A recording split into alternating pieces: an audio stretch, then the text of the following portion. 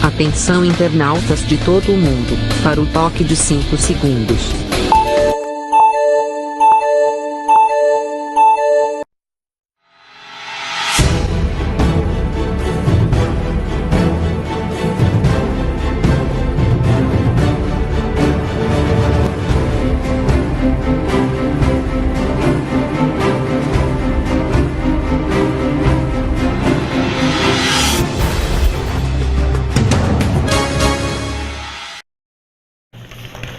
Alô, gente amiga, começando mais um programa Sérgio Cruz aqui pela viamorena.com. Notícia auspiciosa aqui para o estado de Mato Grosso do Sul é essa da possível nomeação do deputado Henrique Mandetta para o Ministério da Saúde. Diz o jornal que ele esteve ontem com o presidente eleito Jair Bolsonaro e teria discutido com o presidente esta possibilidade de ir para o ministério. Eu falo notícia auspiciosa porque nós já temos uma vaga no ministério garantida, né? A vaga da dona Tereza Cristina no Ministério da Agricultura. Eu acho que é um ministério de bom tamanho, é um ministério que tem tudo a ver com o Mato Grosso do Sul, tem tudo a ver com o Centro-Oeste, tem tudo a ver com o desenvolvimento econômico do Brasil, que é o Ministério da Agricultura, e o Brasil é um país agrícola, por excelência, principalmente a nossa região do Centro-Oeste. Agora, se vier mais um ministério, o Ministério da Saúde, mesmo sendo para o Mandetta, está em boas mãos, porque o Mandetta é médico.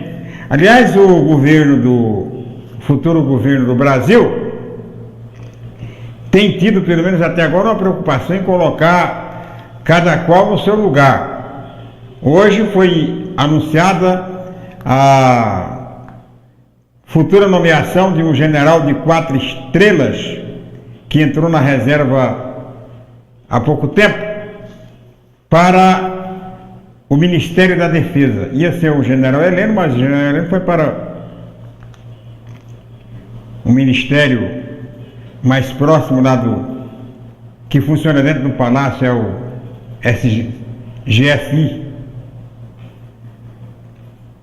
Então, não custa colocar, eu não entendi até hoje por quê, por exemplo, que o Lula e a Dilma nunca colocaram um militar como ministro da Defesa.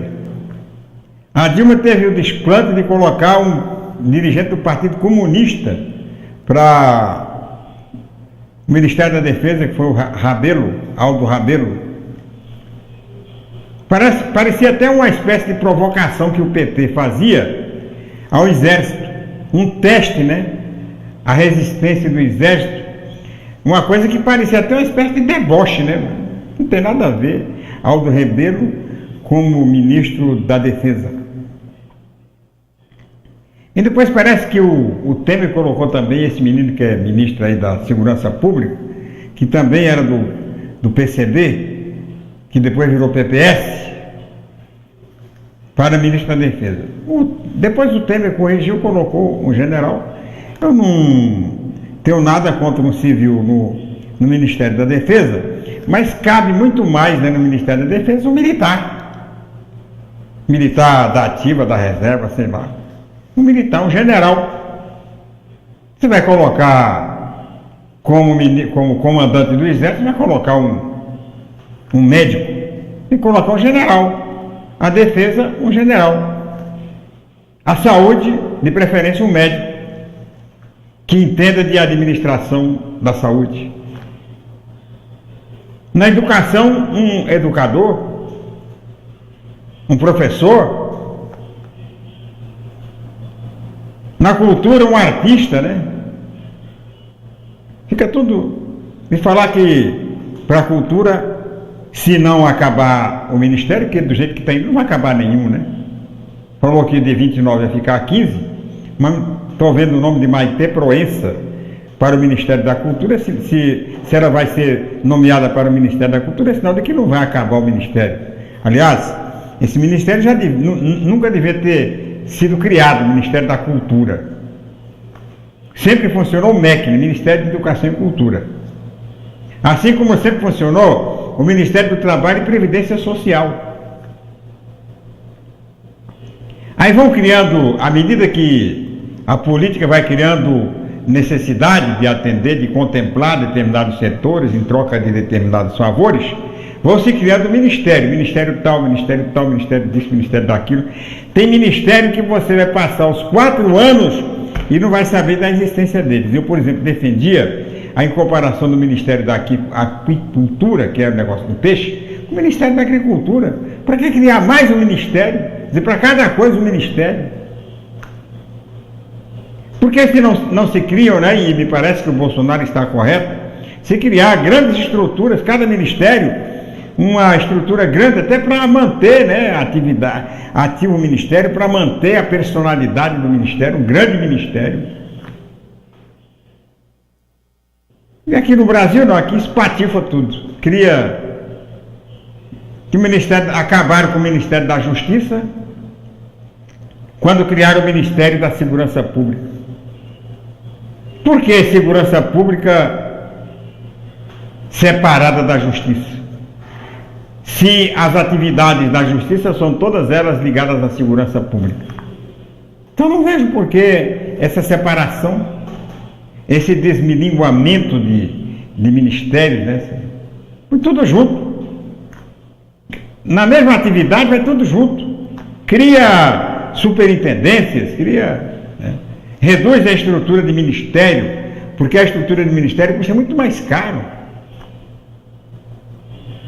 Se tem o Ministério da Agricultura, aí você tem a superintendência não sei do que aqui, a superintendência não sei do que tal. Você tem o Ministério da Aquicultura, você cria a superintendência em Mato Grosso do Sul, quando essa superintendência poderia estar ligada à própria estrutura do Ministério aqui. Mas para aumentar o cabide, né, o cabidão de empregos, o pessoal foi criando. Esperar que o Bolsonaro, que tem ideias reducionistas com relação ao tamanho do Estado, faça esse remanejamento aí, acabe com essa política de quanto mais ministérios, melhor. Agora, eu não vou entrar no mérito da discussão. O nome do Mandetta, o Mandetta tem um problema, é réu no processo eu acho que tudo está abaixo daquilo que o Mandetta pode representar como ministro.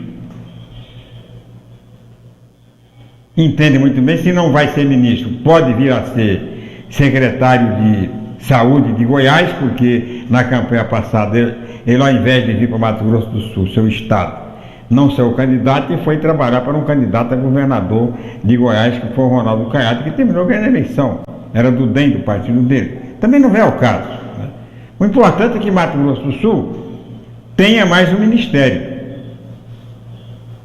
E o senhor Mandetta tem todas as condições de se defender em algum processo que ele possa ter. Esse caso do Giza, para mim, é um escândalo, mas não impediu que o Nelsinho Trade se elegesse senador da República, mais votado aqui do estado de Mato Grosso do Sul. Interessante, no domingo, o Fantástico mostrou a caravana da saúde no Mato Grosso, né, que deu problema. Problema primeiro de atuação, né? Foi péssima atuação, muita gente reclamando que ficou com problema depois da cirurgia de catarata e tal. E aqui no Mato Grosso do Sul deu certo.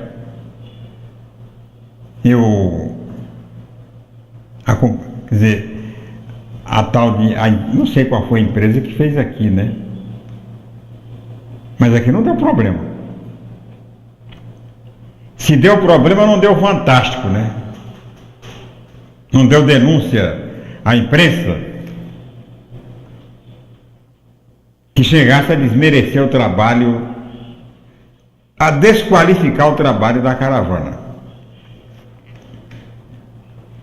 Eu nunca concordei com as críticas que foram feitas à caravana, da forma que foram feitas à caravana aqui de Mato Grosso do Sul, mesmo sendo adversário do governador Reinaldo Azambuja. Por quê? Porque eu acompanhei a caravana da saúde no estado. Estive nas 11 estações da caravana. Ela passou, eu fui desde Coxim até dar a volta no estado inteiro e chegar a Campo Grande. Eu estive nos lugares mais que o próprio governador Reinaldo Azambuja, que por motivo de tempo ruim, não conseguiu chegar a Naviraí, por exemplo. Não vi nenhuma reclamação.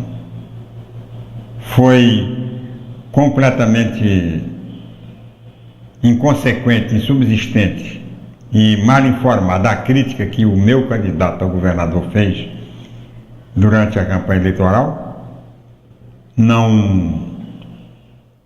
E depois a caravana continuou, não naquele formato inicial, mas hoje atendendo a partir das escolas de Campo Grande, e me parece que agora vai para Dourados, atender escolas de Dourados.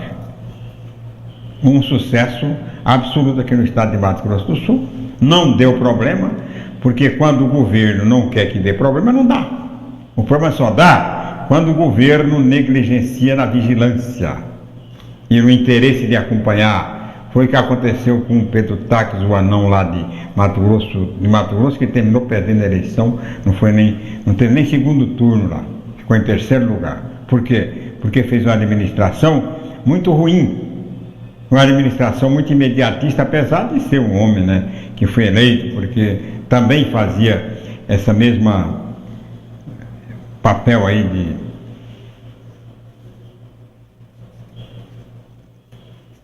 moral, ético, contra o qual eu não tenho nada. Aliás, sou plenamente favorável. O que você achou da indicação do Joaquim Levy para a presidência do BNDES? Joaquim Levy é um técnico. O que pesaria contra ele foi o fato de ele ter sido ministro da Dilma. Foi um dos últimos ministros de Fazenda da Dilma Rousseff. Saiu, foi tirado, né, porque os seus métodos não eram compatíveis com o PT da Dilma. Aliás, nada compatibilizava com o PT da Dilma, né? A Dilma foi um verdadeiro desastre.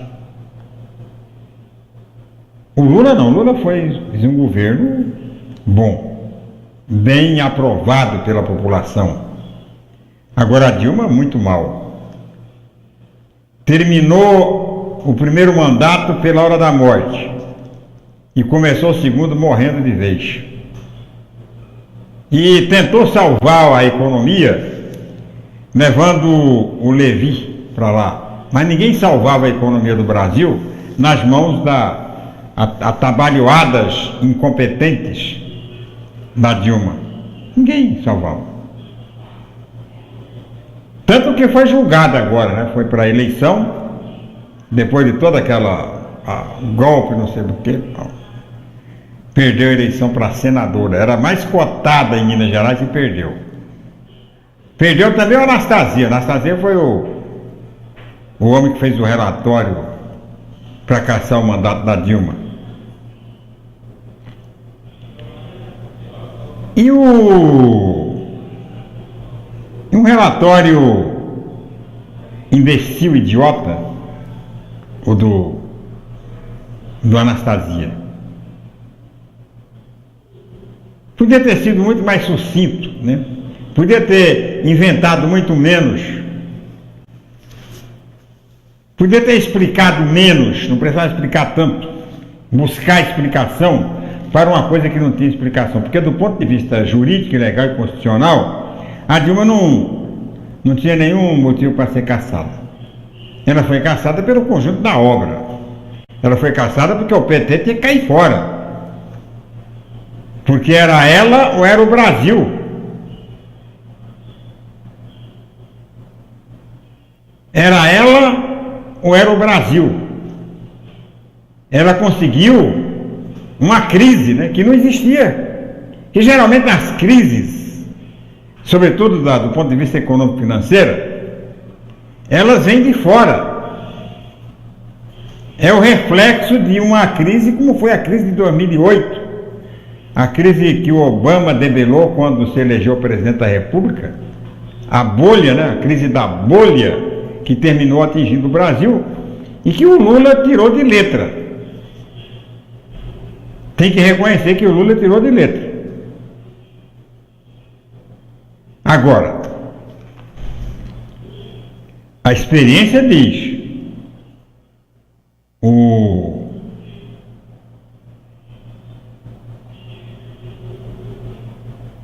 está aqui, Josefa Albuquerque.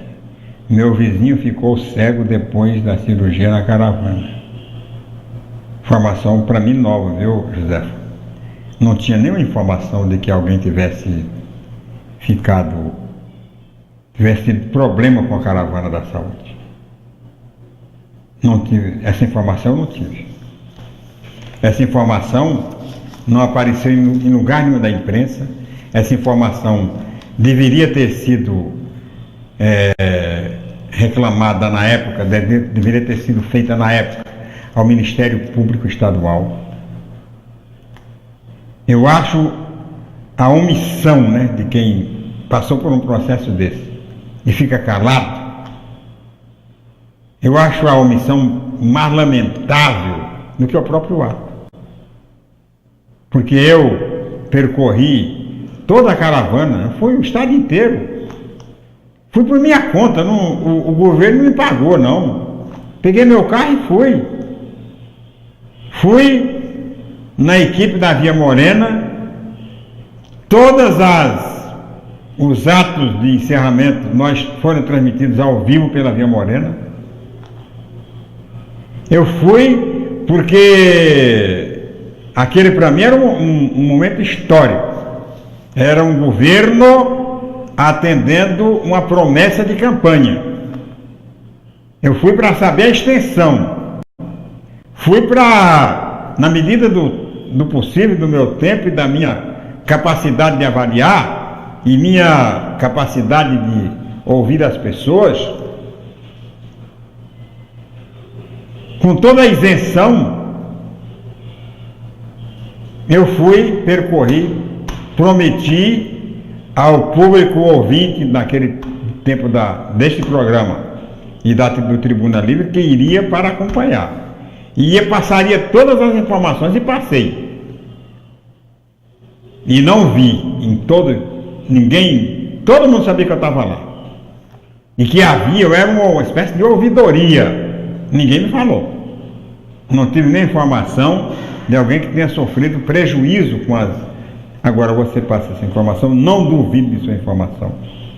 Agora só lamento como é que ela surge exatamente agora, quando, né, já se festeja o sucesso da caravana, quando já se utilizou a caravana, inclusive na campanha eleitoral, quando o adversário poderia ter usado isso aí, essas informações, na própria campanha, para desmentir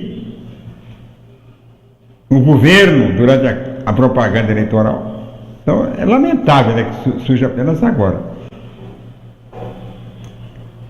E pena, né, que surge apenas agora, Mas não é tarde, né? Quer dizer, sempre é hora de se fazer denúncia, de se exigir indenização, de tentar mostrar que o Sérgio Cruz não tem toda a razão quando dá essa informação. Mas o que eu tenho de informação é aquilo que eu vi, aquilo que eu acompanhei durante as caravanas, que foi no primeiro ano de governo do Reinaldo Azambuja. O presidente Michel Temer viria hoje a Campo Grande, poupou, né, a população de Mato Grosso do Sul da sua presença. Quem está querendo saber de Temer aqui, não? Agora, você precisa dizer o seguinte, as pessoas reclamam muito do Temer, do governo do Temer, virou moda, né? Fala mal do Temer, virou moda. A política econômica do Temer não foi um desastre. Vamos reconhecer aqui. Houve um aumento de venda de carros de 33%. Ora, na crise, você tem venda de carro novo, venda de carro usado. Só que não tem aumento de venda, no máximo empata na crise. Quando aumenta a venda é porque não tem crise. Eu estou vendo aí uma propaganda do BNDES oferecendo capital de giro para as empresas. Ora, governo em crise não oferece nenhuma boa condição bancária para empresário. E eu estou vendo aí, eu não sei como é que é. Estou vendo oferecer juros de 8% ao ano para capital de giro, que os bancos geralmente cobram 4%, 5% ao mês. No cheque especial é 13, 14, né? 12, 13, 14. Então, quando eu tenho ido aos mercados, aos supermercados, e tenho notado que há um movimento muito grande, as pessoas estão comprando nos supermercados. Tenho ido aos restaurantes, né? De vez em quando eu vou, porque rareou. Tem gente comendo nos restaurantes, ocupando mesmo os restaurantes. Não é aquele consumo exagerado, né? Consumo feliz, mas as pessoas estão podendo comprar. Outra coisa, não tem problema de desabastecimento, porque a causa principal da inflação é o desabastecimento. Não tem tido desabastecimento, a inflação tem sido controlada. Agora, isso aí o Temer deve ao Henrique Meirelles. E eu, se fosse o Bolsonaro, no lugar do Paulo Guedes, que cheio de firulas, 9 horas e tal, e economia não resiste a esse tipo de comportamento, colocaria na economia o Henrique Meirelles. Pegava o Henrique Meirelles, levava para o Banco Central e entregava o controle da economia para o Henrique Meirelles, porque só ele deu conta da economia brasileira até hoje. Só ele. Ele garantiu a estabilidade econômica no governo do Lula, ele garantiu a estabilidade econômica no governo do Temer, e só ele hoje tem capacidade para gerir a economia brasileira sem passar por sobressaltos. O que eu estou vendo é o desespero do Paulo Guedes de apoiar a reforma da Previdência, e não sei o quê. Se não aprovar a reforma da Previdência não tem jeito, e pelo jeito não se aprova a reforma da Previdência esse ano. Há uma reação muito grande dos chamados setores privilegiados, né, contra a reforma da Previdência. Então é um problema sério esse negócio aí. Falar, né? Não isenta, né, o Lula do crime, dos crimes que ele possa ter cometido, mas ele fez um bom governo. Assim como fez um bom governo aqui no Estado, o Putinelli. Há muitas críticas ao Putinelli, eu também critico esse comportamento tido como imoral e criminoso e tal. Mas o Estado de Mato Grosso do Sul não quebrou, não foi porque o Azambuja é um grande administrador, não quebrou, porque as finanças do Estado estavam bem arrumadas quando ele pegou o governo. E quem arrumou foi o Putinelli. Ele fez rolo? Fez, tudo bem. Só que não deixou o governo atual em situação difícil. Quando o governo atual assumiu, as contas estavam todas pagas, né? Não havia sequer folha de pagamento atrasado, tudo pago. Tudo pago. Ou não? As obras, né, que o governo deixou, as obras inconclusas, o governo deixou, de acordo com a Lei de Responsabilidade Fiscal, deixou o dinheiro vinculado para pagar a conclusão daquela obra. E eu vou citar duas aqui, uma que foi concluída, que foi a Universidade Estadual de Campo Grande, aqui em Campo Grande, e o Aquário do Pantanal, que não foi concluído. Agora, o Aquário do Pantanal não foi concluído, não foi por falta de dinheiro, não.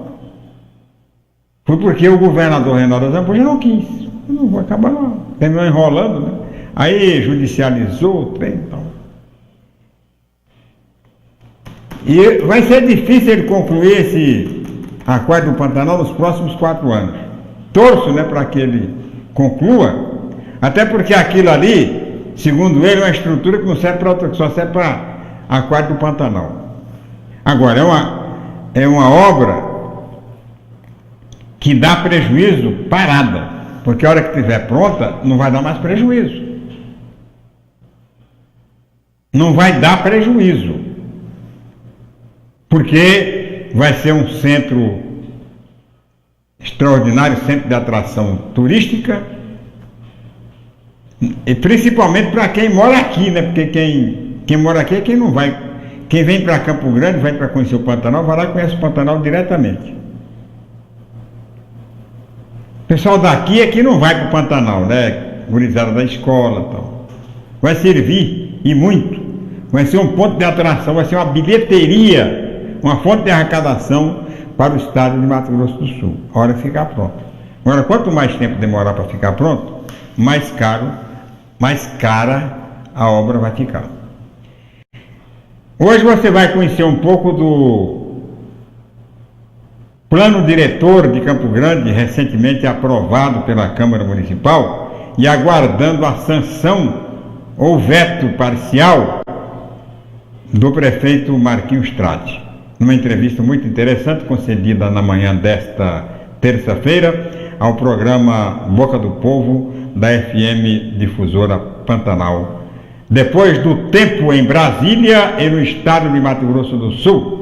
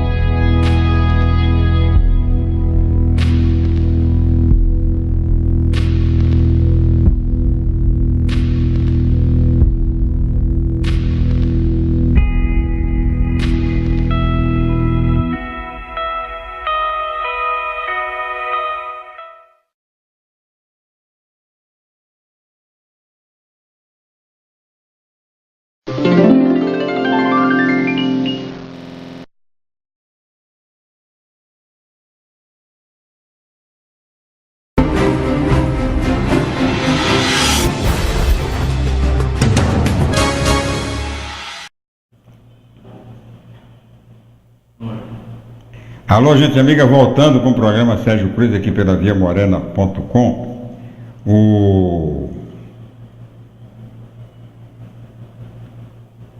Tem um cidadão aí, tem uma só doideira, como é que é? Só doideira, Osiel Sanches. Só doideira, esse não sabe de nada. Eu não sei se ele está se referindo a mim. Quer dizer, eu não sei de tudo, mas alguma coisa eu sei, viu, Osiel? Não sei se está se referindo a mim ou se referindo ao ministro, não sei a que está se referindo, mas está aí, né? Está aí o pensamento das pessoas. O debate tem que ser democrático, né? Você tem que conversar com todo mundo. Quem tiver alguma dúvida, se eu tiver falando bobagem, por favor, fala, Sérgio, que você está falando bobagem, por isso, por isso e por isso. Tenta argumentar, né? Para não ficar essa coisa solta, essa desqualificação sem nexo, né? Tá tentando argumentar com palavras de ordem e tal. Isso aí não vale, não acrescenta muita coisa. Tem que fazer como faz o Osman Carlos. Caro Sérgio Cruz, ouço você sempre associar as crises econômicas a quedas de governos, mas observo que isso só acontece em países populistas. Na Grande Depressão Econômica de 1929, nos Estados Unidos, ao invés de ter queda de governo, fortaleceu mais ainda a democracia americana, graças a ações a partir de 1933. Neste ano, o presidente americano Franklin Delano Roosevelt aprovou uma série de medidas conhecidas como New Deal. É isso aí, tá certo. Agora, Osman, o problema é o seguinte: nos Estados Unidos nunca houve queda de governo. Lá é a democracia mais estável do mundo. Nunca houve uma queda de governo por nenhuma razão. Lá os governos sempre completaram seus mandatos. Mesmo em plena Guerra da Secessão, houve eleição. Quer dizer, não houve eleição no Sul, mas houve eleição no Norte. Durante as guerras mundiais, não houve quebra do processo democrático. Sempre elegeu. E não é uma crise econômica que vai derrubar um governo dos Estados Unidos. Agora, aqui no Brasil, populista ou não, as quedas de governo deram-se todas elas por questão econômica. Aqui no Brasil e nos países do mesmo tamanho do Brasil, que eu digo tamanho, do mesmo modelo, no mesmo formato do Brasil, com as mesmas características do Brasil, acontece quando fica ruim. Inclusive, caiu o regime comunista, caiu lá na União Soviética, acabou a União Soviética por causa da crise econômica. Se os soviéticos tivessem conseguido conter a grande crise econômica, não teria caído, não teria acabado. Estava até hoje o pessoal como está na China. Por que o governo chinês não caiu? Porque o governo chinês conseguiu conter a crise econômica, evitar crises econômicas. A China é um país, regime comunista, estável. Por quê? Porque não tem crise econômica. Conseguiu segurar. Por que aí você me pergunta, mas por que não cai o governo cubano? Se o pessoal vive lá em extrema dificuldade, tal. Você sabe por que não caiu o governo cubano? Porque os americanos não deixaram. Como? Com bloqueio. O bloqueio deu força ao governo para se manter. Jogou toda a população cubana, pelo menos a maioria da população, contra os americanos. Então, a população... Eu estive lá, estou falando porque eu estive lá. Eu fui a Havana, fui a Manágua, fui à capital de Honduras, Costa Rica, andei por toda aquela parte da Centro-América ali. E eu conversei muito com o povo. Quer dizer, quem segurava o castrismo e mantém até hoje é o americano. Porque o dia que acabar o bloqueio econômico sobre Cuba, acaba o comunismo. Acaba o comunismo. A hora que o cubano tiver acesso ao telefone celular, tiver acesso à internet, ele derruba o governo. Passa a ter democracia. Então, por isso que não tem. Esse Venezuela vai acabar, daqui a pouco acaba. Com todas as artimanhas, com todo o aparelhamento dos poderes que ele tem do poder judiciário, do legislativo, ele não aguenta.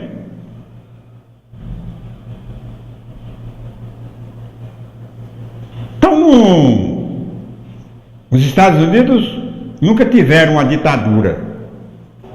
Nunca. Começou a democracia, e é a democracia mais estável do mundo. É a democracia americana. Então não é uma crise econômica, não é 2008, 1929, né? Qualquer crise que tiver, eles superam.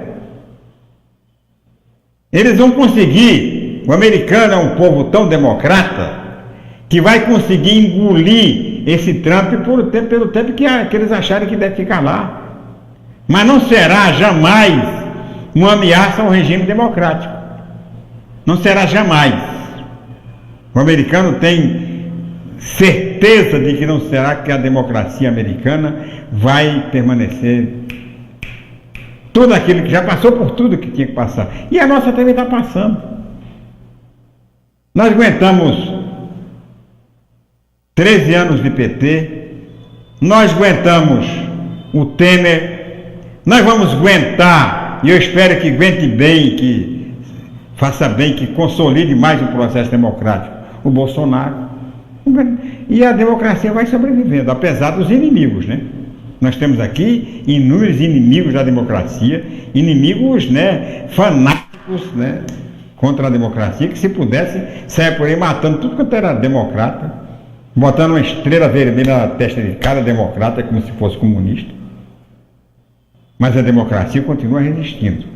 Os intervencionistas vão ter que morrer secos e arreganhar, porque não vai mudar o processo democrático. Já passou do tempo também, não muda mais. Vamos à entrevista do dia. Falar aqui basicamente do plano diretor com o presidente da Câmara Municipal de Campo Grande, vereador João Rocha. Estamos recebendo aqui, para nossa alegria, né, o presidente da Câmara Municipal de Campo Grande. Presidente, o senhor estava me devendo essa visita já faz tempo. Faz tempo que o senhor estava para vir aqui e não vinha.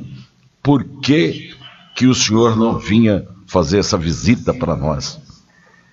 Bom dia. Bom dia, B. Bom dia, Sérgio. Bom dia a toda a equipe que dá o suporte para que esse programa possa chegar em todas as residências de Campo Grande e 70%, 80% das cidades de Mato Grosso do Sul. É bom vir aqui porque ele já entra cobrando, né? Então você já fala bom dia pagando dívida. Eu sou bom pagador, e realmente a vida da gente muitas vezes nos prega algumas peças que você tem vontades, mas ainda não consegue realizá-las, e uma delas é realmente fazer a visita, e agora estou aqui para conversar com vocês, conversar com todos os ouvintes que eu quero saudar neste momento, para que possamos estar apresentando, informando, prestando contas daquilo que vem acontecendo e do trabalho que nós, vereadores, somos lá 29 homens e mulheres escolhidos pela população para legitimamente representar o cidadão, que é o papel do Poder Legislativo, né? O Poder Legislativo é a voz do cidadão. Exatamente. Então, nós estamos aqui à disposição para participar desse maravilhoso programa. Estamos aqui, olha, presidente João Rocha, eu, Sérgio, vamos falar sobre muitas coisas sobre nossa cidade. Eu vou começar com o Sérgio Cruz. Pois não, seu Sérgio? Bom, o plano diretor, que já é antigo, né, que passa de 10 em 10 anos, passa por uma revisão na Câmara Municipal, de acordo com a própria legislação, finalmente me parece que foi aprovado, né? Por que, na sua opinião, presidente, despertou tanto interesse desta vez? Nas vezes anteriores, o plano diretor era apenas uma mera formalidade. E dessa vez foi um fato político importante. Qual a diferença, né, deste ano para os anos anteriores? Sérgio, essa sua inteligência privilegiada vai no cerne da questão. Realmente, hoje, a população de Campo Grande descobriu que existe uma coisa chamada plano diretor, que é uma ferramenta de planejamento para previsão de 30 anos. Como você já disse, podendo ser revisado a cada 10 anos, em sendo preciso a cada 5 anos, essa revisão também pode ser feita, e a qualquer momento, no entendimento do executivo, durante a sua aplicabilidade, durante a execução, no cumprimento, falando mais simples, desse plano diretor, o executivo entender que ali tenha alguma dificuldade, alguma situação que de repente, pelo caminhar do tempo e pela dinâmica que hoje em dia nós vivemos, precise ser reformulado, repensado, alterado, a qualquer momento o executivo pode encaminhar para a Câmara um projeto de revisão, alteração do plano diretor. Eu digo isso no início da fala para tranquilizar todo mundo, porque muita gente fala 30 anos, todo mundo pensa que aquilo vai valer para 30 anos. Nós não temos uma bola de cristal para ser preciso para o futuro daqui a 30 anos. Ele pode ser mudado nesse... Ele pode ser revisado. Nesse intervalo. Ele pode ser revisado. A qualquer momento em que seja necessário e se justifique, ele pode ser encaminhado à Câmara como um projeto de alteração para correção de rumos, muitas vezes. O que ocorre é que esse plano, existe um plano diretor que está em vigor, que deveria ter sido há 2 ou 3 anos atrás, há 3 anos atrás já, deveria ter sido encaminhado para a Câmara, e houve um lapso de tempo, inclusive passando de uma administração para outra, e o time do prefeito Marquinhos Trade, a Planurb especificamente, se debruçou, os técnicos, no sentido de elaborar esse documento e encaminhar para a Câmara. Foram feitas audiências públicas, reuniões com conselhos regionais, com segmentos organizados, Ministério Público, e esse documento feito pelo Executivo, encaminhado à Câmara, em lá chegando, nós, vereadores, também nos debruçamos sobre este plano, porque é nossa responsabilidade dar o veredito, o aval final é da Câmara de Vereadores. Nós promovemos as audiências públicas também, fizemos reuniões com segmentos, discutimos com o Ministério Público, mantivemos um grande intercâmbio e relacionamento com o Executivo. Esse projeto foi discutido amplamente, e isso, Sérgio, é que provocou essa visibilidade, por conta de que há informação, ferramentas como essa, e que agora nós estamos aqui fazendo isso, estamos usando, né, a mídia, a imprensa, os aplicativos que nós temos lá na Câmara, o Facebook, viamorena.com, e assim vai. Isso leva ao cidadão informações que ele começa a descobrir que ele precisa participar, que é um documento que cuida da nossa vida, do nosso interesse.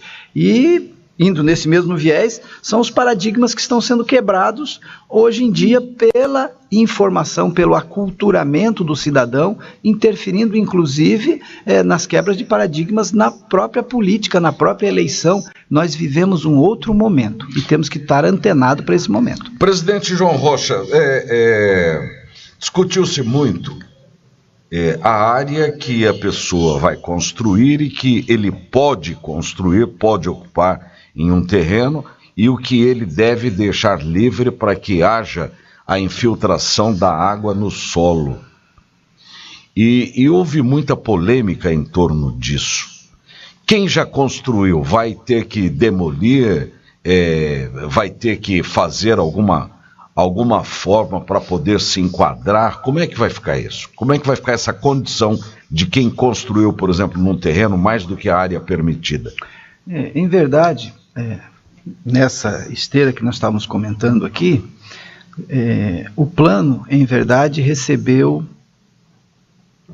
aproximadamente 200 sugestões dos mais diversos segmentos. Quem abre o espaço tem que estar aberto também para receber sugestões, e assim recebemos, e muitas dessas sugestões foram acatadas, pensando sempre o município, que o município compreende a zona urbana e a zona rural, a gente não pode esquecer disso, e o plano tem que ser contemplativo para o município. Dessas emendas, 156 dessas sugestões se transformaram em emendas e foram aprovadas.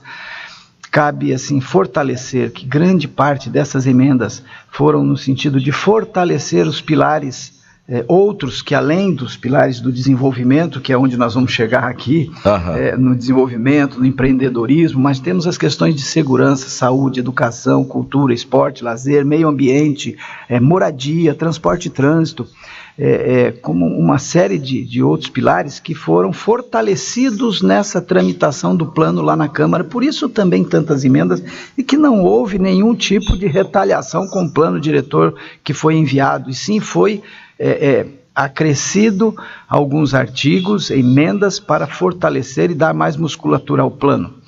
E, evidentemente, o que se mais discutiu foram essas questões que interferem principalmente no mercado imobiliário, que agora você toca, que é a questão da permeabilidade. A permeabilidade é a capacidade que tem o solo de absorver a água da chuva. E o plano tem que pensar, e se tivesse sido pensado isso antes, talvez não teríamos a grande quantidade de enchente que nós estamos tendo hoje, e não é porque temos que nós não temos que cuidar para frente. O que está, respondendo a sua pergunta, não temos como mexer na estrutura que existe na cidade para fazer valer o plano que está sendo aprovado, que foi aprovado semana passada.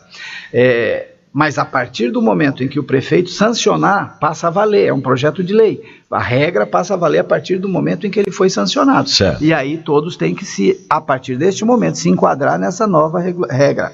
Que, falando dessa permeabilidade, hoje foi aprovado de 20% a 30% do terreno precisa se deixar para absorver a água da chuva. E o que varia como isso? Se você tem lá um terreno arenoso, você vai deixar, mais ou menos, falando de forma grosseira, na faixa de 20%. Um terreno onde tem muita pedra, onde tem dificuldade de infiltração, você precisa deixar um espaço maior que o máximo de 30%. Mínimo de 20%, máximo de 30%, para que nós possamos oferecer a oportunidade da chuva penetrar no solo e não escorrer tudo para o córrego e promover as enchentes que nós estamos vendo na nossa cidade. Presidente, pontos polêmicos do projeto original, entre eles a questão do terreno virtual. Coeficiente de aproveitamento. Como é que ficou dos pontos polêmicos, o que a Câmara conseguiu absorver, conseguiu amenizar, contornar? Nós saímos de dois extremos, né? Um lado, o Ministério Público entendendo que deveria ser coeficiente único na cidade toda, e o outro lado, o pessoal do mercado imobiliário, Federação dos enfim, os empresários e empreendedores querendo que fosse até 6. Então, de 1 a 6, né? E é interessante explicar o que é esse coeficiente de aproveitamento para a gente falar nos números. Coeficiente de aproveitamento, você tem um terreno, e nesse seu terreno você tem uma metragem que você pode edificar, que você pode construir. Não é? Então, você comprou o terreno, eu posso construir, vou dar um exemplo prático, eu posso construir 1.000 metros quadrados nesse terreno. Muito bem. O coeficiente único, 1, você pode construir 1.000 metros quadrados. Se você for construir 2.000 metros quadrados, essa diferença, esse dobro, que sai de 1 para 2, você paga para a prefeitura. Tipo, você compra o espaço virtual, que é o que você está dizendo, né? É o banco virtual, né? Se você quer construir 3.000 metros, ou seja, você pode 1. Você quer construir 3.000, você tem que pagar 2. E esse é o coeficiente de aproveitamento. Então, por estudos técnicos, avaliando, nós tivemos a informação técnica que a média praticada máximo é 4. Ou seja, tem 1.000, chega até 4 vezes isso, até 4.000. Então, nós conversamos bastante com a promotora, com o pessoal do segmento imobiliário, e buscamos um meio termo, né? Então, nós saímos, em alguns lugares, dependendo do desenvolvimento da infraestrutura na região, esse coeficiente varia no mínimo, que é o 1, que é o mínimo, né? E no máximo de 5. né? A região central, onde está bastante adensada, mas temos ali vazio urbano, ele vai variar de 4 a 5. O básico 4 e o máximo de 5. Certo. Porque também não 6, para a gente evitar os prédios muito altos, para que você possa ter um adensamento maior na cidade. E tem alguns lugares, mais na periferia, onde a infraestrutura ainda é muito pequena, o coeficiente 1 podendo chegar a 2, ou 2 podendo chegar a 3 ou 4, então há essa variação de acordo com a região e de acordo com a infraestrutura existente. Mas em qualquer lugar desta cidade, hoje, esse novo plano permite uma edificação maior do que simplesmente que em alguns lugares não poderia construir mais do que aquele básico. Olha, são 7h33, nós estamos conversando aqui com o professor João Rocha, presidente da Câmara Municipal de Campo Grande, e falando sobre... É engraçado que tem muita gente que se surpreende, professor, quando vai edificar num terreno e chega lá, ela própria não sabe o que é ou não permitido. E particularmente eu achei um avanço esse espaço virtual que a pessoa pode comprar, porque antes existia aquele negócio que você podia, em determinado lugar, você não podia fazer uma edificação acima de um sobrado ou coisa parecida. E isso foi bem recebido pela população. Qual foi o ponto mais polêmico desse trabalho que vocês realizaram? Exatamente isso que eu acabei de explicar, essa dificuldade de chegar às partes cederem um pouco, porque você consegue um consenso quando as partes acabam cedendo. Sim. E nós precisávamos, esse é o papel da Câmara. A Câmara faz um papel de intermediação, e nós trabalhamos muito nesse sentido. O vereador William Maxud, que foi o relator, teve muita paciência, junto com a equipe técnica da Câmara, os assessores de todos os gabinetes. Nós somos 28 vereadores e vereadoras que cada um domina uma determinada área. Olhamos a cidade como um todo, mas temos as nossas especificidades. Então, dentro do plano, aqueles temas mais específicos, determinado vereador com a sua equipe se debruçou mais, e o mais polêmico foi realmente o coeficiente de aproveitamento, e eu acredito que nós chegamos a números mais justos, mais equilibrados, de forma que não se pagava praticamente nada. Tinha uma outorga onerosa que era negociada, mas não tinha as regras muito claras, e dessa forma você estabelece um mínimo que todo mundo pode fazer, você avalia o desenvolvimento ali da região, e também você coloca recurso para dentro do executivo, quando aquele empresário que quer fazer um grande empreendimento, ele tem uma oportunidade de ir até um determinado ponto, construir sem precisar pagar nada. Dali para frente é justo que ele também faça um aporte, que ele compre esse espaço virtual e que pague à prefeitura, para que com esses recursos a prefeitura possa também estar levando essa infraestrutura naqueles bairros que hoje não tem tanta infraestrutura, e que amanhã esse coeficiente também possa estar aumentando, beneficiando tanto ao cidadão que não é investidor, não é empreendedor, mas também não punindo muito o investidor e também não deixando o executivo de fazer a sua arrecadação, que precisa de recursos para investimento. Certo.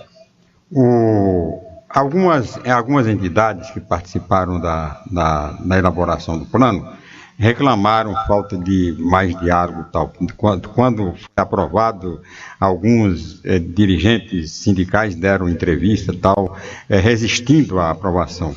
O senhor acha que o plano termina ferindo alguns interesses? Sérgio, esse plano tramitou na casa por 1 ano.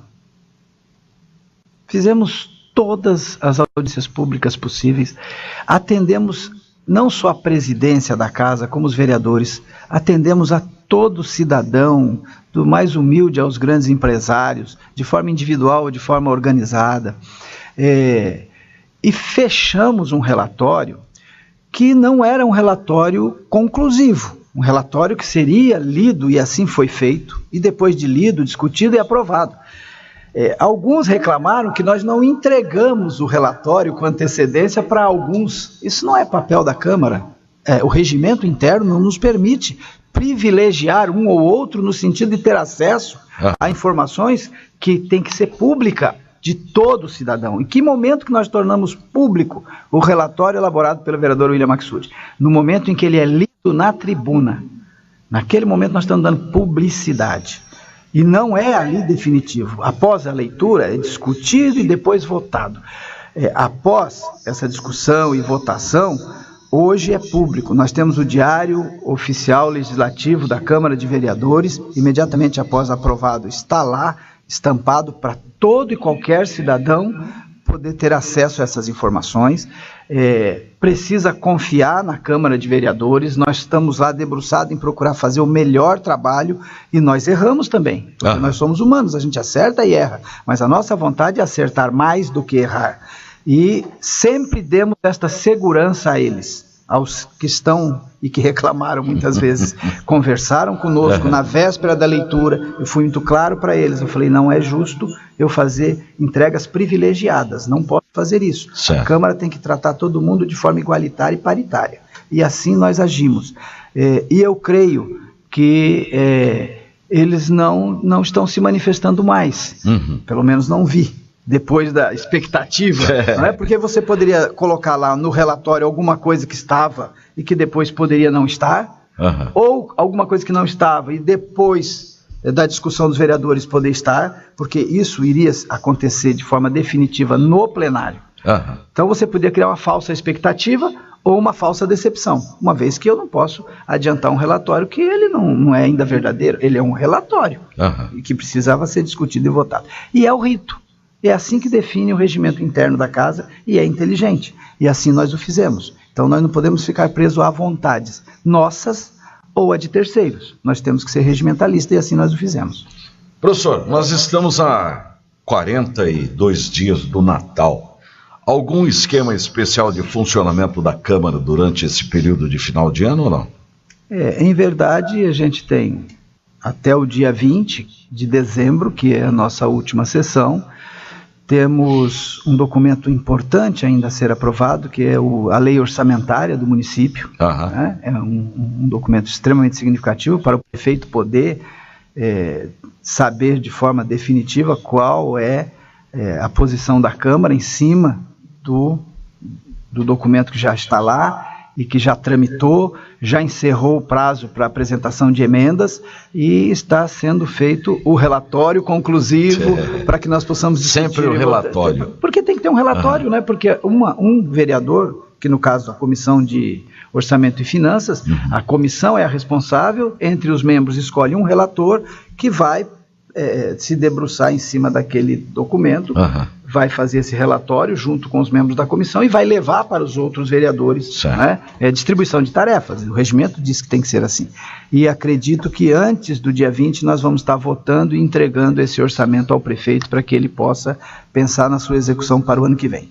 Tem ainda os projetos que estão tramitando, de autoria dos vereadores, e alguns outros que deverão vir também do Executivo, e no dia 20 nós vamos encerrar, limpar a pauta, os projetos estão sendo pautados normalmente, não creio que haverá esforço concentrado, chamar a sessão extraordinária, estamos seguindo normalmente o fluxo, e depois nós temos o recesso parlamentar, que normalmente a Câmara nunca fecha, a Câmara ela é viva, né? Então sempre vai ter algum tipo de plantão para que em caso de necessidade o cidadão possa recorrer à Casa do Povo e ela vai estar lá pronta para receber. Professor João Rocha, eu quero agradecer a sua visita e dizer que nos sentimos honrados com a sua presença e que esta emissora principalmente agradece muito essa parceria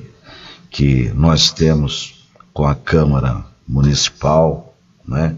O senhor sempre nos incentivou a chegar a isto que nós estamos chegando, que é uma perfeição em rádio, e eu quero agradecer de coração a sua presença e dizer para o senhor que gostaríamos de recebê-lo mais vezes, inclusive no final de ano, né, para desejar aquele final de ano muito venturoso para aqueles que nos ouvem.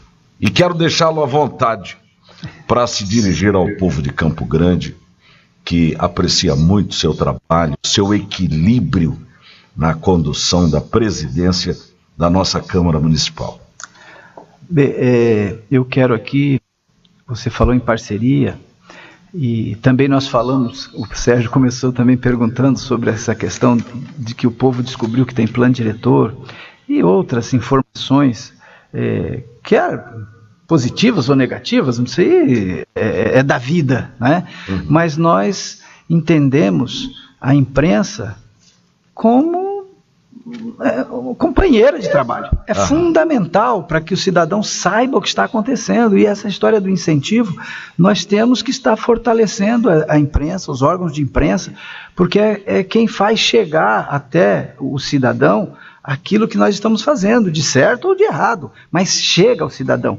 E nós estamos num mundo moderno, a velocidade com que a informação hoje caminha, nós precisamos estar antenados e também estar nos modernizando, recebendo as lições que vêm das ruas, né? A voz do povo.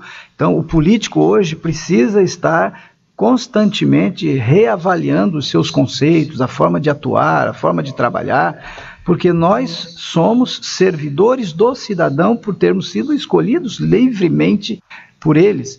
Então eu vejo os órgãos de imprensa como aliados fundamentais no nosso trabalho, porque nós fazemos as coisas lá dentro, se a pessoa não fica sabendo, não é justo. Eu gosto muito de usar esse termo, não é justo, não é equilibrado. Então temos trabalhado muito na questão da transparência, da acessibilidade. Hoje a Câmara tem uma série além do relacionamento que nós temos com a imprensa, estamos aqui hoje nesse programa extremamente importante e ouvido na nossa cidade, em grande parte do nosso estado, porque a nossa obrigação como homens públicos, né?